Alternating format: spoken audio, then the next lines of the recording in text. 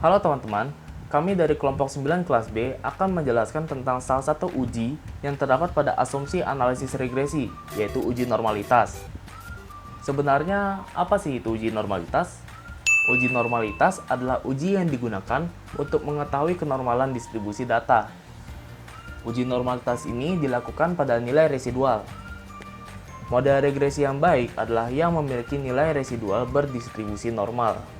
Berikut adalah jenis uji normalitas: uji Kolmogorov-Smirnov, uji chi-square, uji Lilliefors, uji Shapiro-Wilk, dan yang terakhir adalah uji Jacquet-Bera. Namun kita akan berfokus pada uji Kolmogorov-Smirnov. Selanjutnya adalah langkah pengerjaan. Yang pertama adalah menentukan hipotesis. Yang kedua adalah menentukan statistik ujinya. Yang ketiga adalah membuat kriteria uji.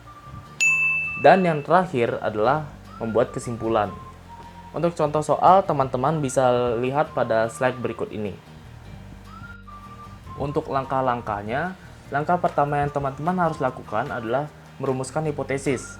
Untuk H0, data residual pada hubungan skor rekrutmen dan kinerja karyawan berdistribusi normal.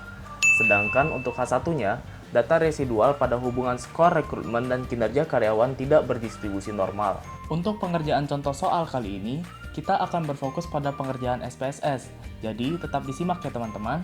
Untuk pengujian dengan menggunakan SPSS, langkah pertama yang teman-teman harus lakukan adalah masukkan datanya terlebih dahulu. Setelah teman-teman memasukkan data, kemudian teman-teman bisa mengklik Analyze, kemudian klik Regression, kemudian klik Linear, dan akan muncul tabel sebagai berikut. Kemudian, tahap yang harus teman-teman lakukan adalah masukkan variabelnya. Perlu diingat, jangan sampai teman-teman terbalik dalam memasukkan variabel-variabelnya. Masukkan variabel dependent pada kolom dependent, dan masukkan variabel independent pada kolom independent juga.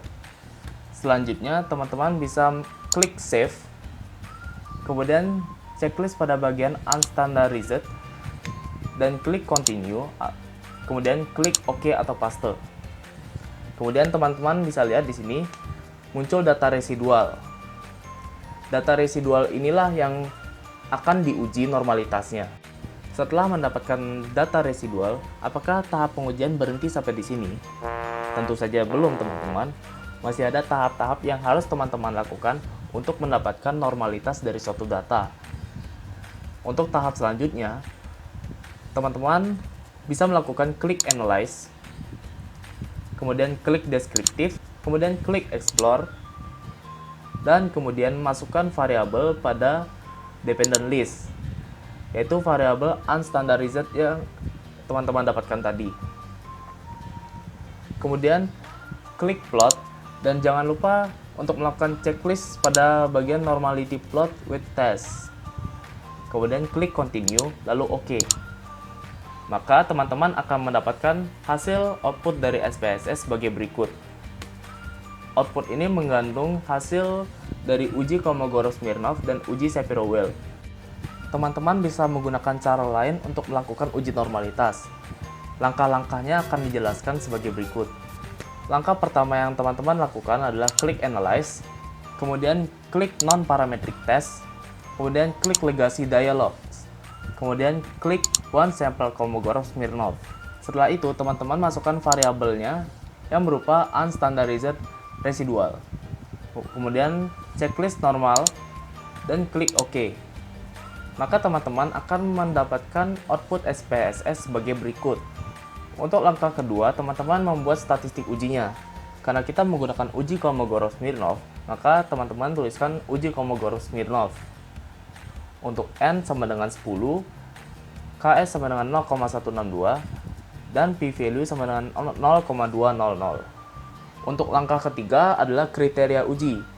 Di sini diketahui bahwa alpha sama dengan 0,05. Kemudian di sini terdapat dua pilihan, yaitu terima H0 jika p-value lebih dari alpha, dan tolak H0 jika p-value kurang dari alpha. Karena p-value sama dengan 0,200 dan p-value ini lebih dari alpha, maka H0 diterima, dan kemudian dapat disimpulkan bahwa data residual pada hubungan skor rekrutmen dan kinerja karyawan berdistribusi normal. Untuk apa report resultnya, teman-teman bisa lihat sebagai berikut. Nah, agar teman-teman lebih paham terhadap uji normalitas ini, yuk kerjain soal berikut. Terima kasih telah menyaksikan video kami dari awal hingga akhir. Semoga video ini bermanfaat untuk teman-teman. Dan kami mohon maaf apabila ada kesalahan dalam slide maupun dalam penjelasannya.